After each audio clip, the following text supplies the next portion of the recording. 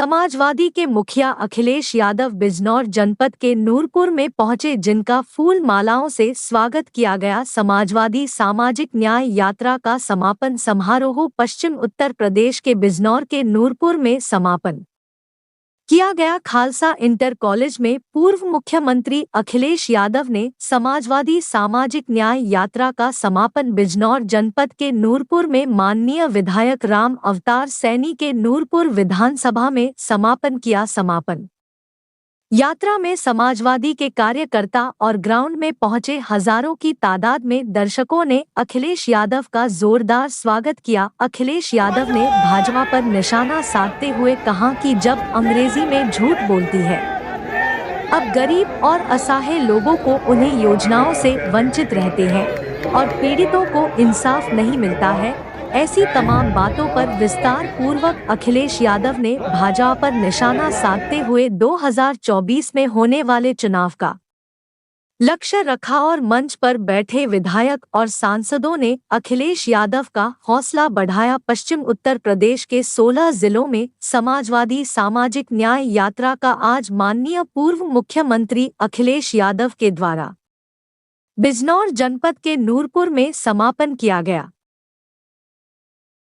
2024 में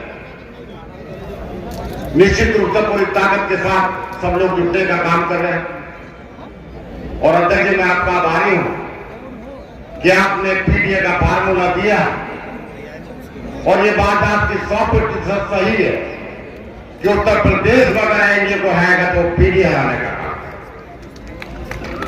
मेरे इस यात्रा में गोरखपुर का रामातीर्थ मौर्य, अम्बेडकर नगर का अमित मौर्य, बिजनौर का अबरार मलिक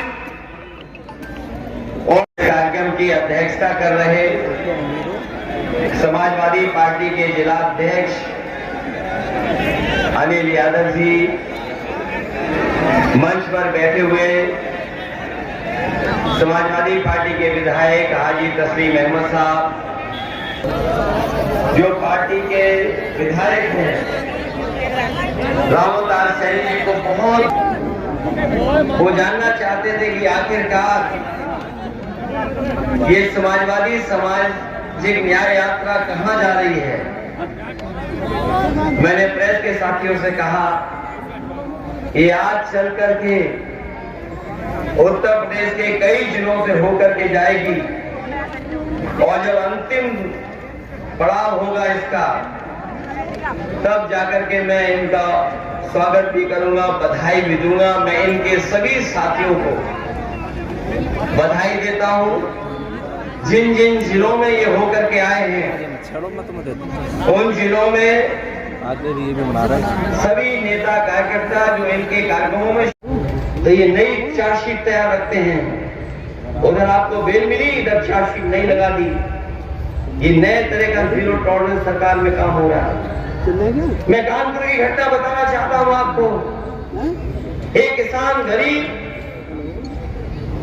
जिसकी जमीन का सौदा बीजेपी के लोगों ने कर लिया। बीजेपी के नेताओं ने कहा कि हम तुम्हें 6 करोड़ रुपए देंगे। गरीब किसान जिसके पास घर नहीं, कुछ नहीं, उसे लगा कि हमारी जमीन चली बिक जाएगी तो हमारे रुके हुए काम पूरे हो जाएंगे, गरीबी दूर हो जाएगी। उस किसान ने सौदा कर लिया बीजेपी के नेताओं से। बीजेपी के नेता बहुत होशियार हैं। उस गरीब किसान से कहा कि इस चेक में हमसे गलती हो गई है, किसान जमा मत करो बैंक में, हमें वापस कर दो। उस किसान ने भरोसा कर लिया, बीजेपी के नेता को वो चेक वापस कर दिया। उस बीजेपी के नेता ने उस चेक को फाड़ दिया। उस किसान के सामने कोई रास्ता नहीं बचा। किसान अपना चेक मांगता रहा कि हमारा 6 करोड़ का चेक दे दो। बीजेपी के नेता इधर उधर टहलाते रहे।